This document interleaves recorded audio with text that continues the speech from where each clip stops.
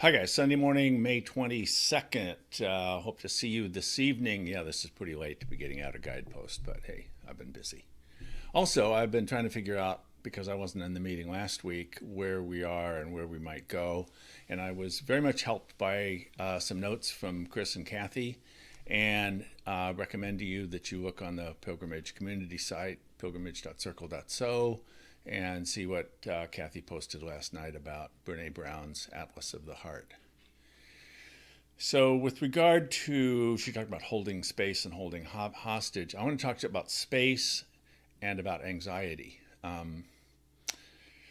had a dream last night, and the only thing I remember about the dream, I remember parts of it vaguely, but the thing that came back to me was at one point I was in a hurry to get someplace. I'm walking along a crowded street, and as I'm walking past someone, I hear my name, and I take a few more steps, and I didn't recognize him. So I turned around and looked, and there was a woman looking at me about 10 feet away. I had no idea who it was. She was looking right at me. I looked right at her, and I knew I didn't know who she was, and I knew I had to get someplace else, and so I just walked on.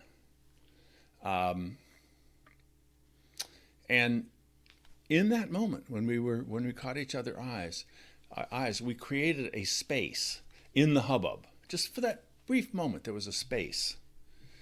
That space is the place in which we construct relationships with each other. And for whatever was going on in me in the dream, I decided not to try and figure out who it was, who she thought I was, or who she was that I didn't remember. In any case, in that moment, because I want to be somebody who's gracious to people, and I had no idea who it was, and I was in a hurry, I was sort of pulled in two directions. Do I connect? Do I not connect?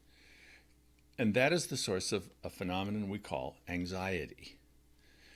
It's not a question about whether or not we feel anxious. The question is, are we able to manage the anxiety that arises in us such that it mobilizes us rather than paralyzing us? Typically, when we talk about being anxious, we're experiencing it as some kind of paralyzation rather than a kind of mobilization. So how do I become so comfortable with the fact that I live in constant anxiety and know what to do with that anxiety such that I'm using it to move me forward rather than to hold me back?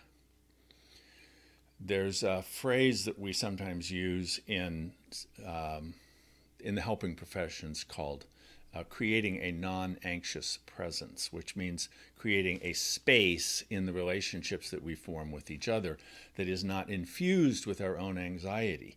And some people think that means to not be anxious, which of course, as I said, is impossible.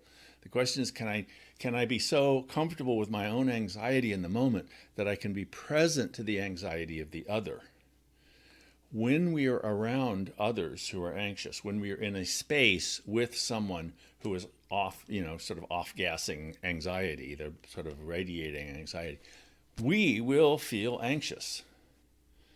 So one of the aspects of being able to hold space for someone else is to be able to be present to their anxiety in such a way that we're not taking it on and we're not giving them ours. We're simply present to whatever is going on with them, and if necessary, reflecting back to them what's going on with them so that they are supported in doing a better job of dealing with their anxiety. Okay? Now, I really hope you disagree with me, because I think this could make for a rich conversation for us this evening. So I hope to see you this evening. All right? Take care.